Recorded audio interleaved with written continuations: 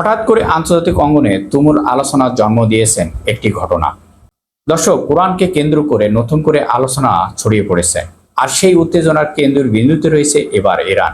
কি ঘটেছে আসলে, কেন এত তীব্র প্রতিক্রিয়া, আর এর পিছনে লুকে থাকা রাজনৈতিক বার্তাই বা কি?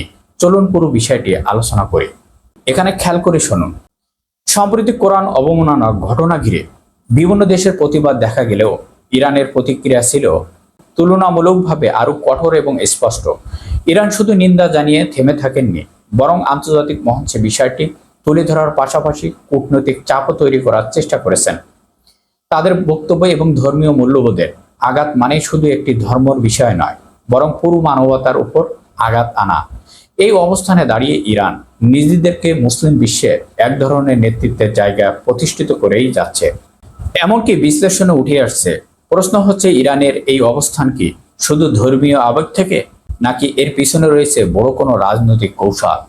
তবে বিশ্লেষকের মতে এই ধরনের ইস্যু শক্ত অবস্থান নেওয়া ইরানের জন্য দ্বিমুখী সুবিধা তৈরি করে। অভ্যন্তরীণকালীন জনগণের সমর্থন বৃদ্ধি, আন্তর্জাতিক রাজনীতিতে নিজেদের প্রভাব বাড়ানোর, অর্থাৎ ধর্মীয় ইস্যু হলেও এর ভিতরে লুকিয়ে আছে কৌশলগত রাজনীতি।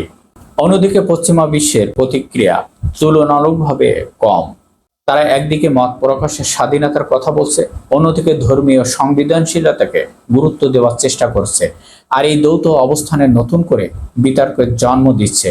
সব মিলিয়ে কোরআনকে ঘিরে এই ঘটনার শুধু একটি ধর্মীয় ইস্যু নয়, বরং এটি এখন পরিণত হচ্ছে বৈশ্বিক রাজনীতির এক গুরুত্বপূর্ণ আলোচনা।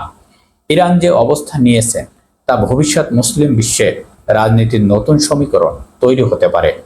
আর এই ঘটনাকে আপনি কিভাবে দেখছেন? ইরানের এই অবস্থান সাহসিকতা নাকি কৌশল?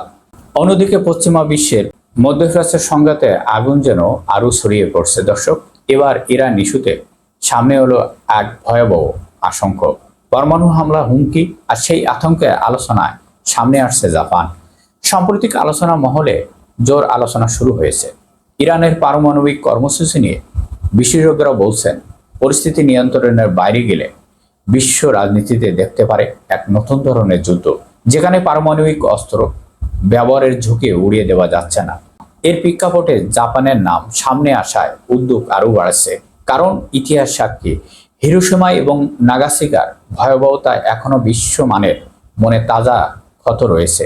অনেকেই মনে করছেন, যদিও সংঘাত বড় আকার ধারণ করে, তাহলে বড় শক্তিগুলো সরাসরি জড়িয়ে পড়তে পারে, আর তখনই তৈরি হতে পারে ভয়ঙ্কর পরিস্থিতি, যেখানে পারমাণবিক হামলার আশঙ্কা বাস্তবতা হয়ে উঠতে পারে।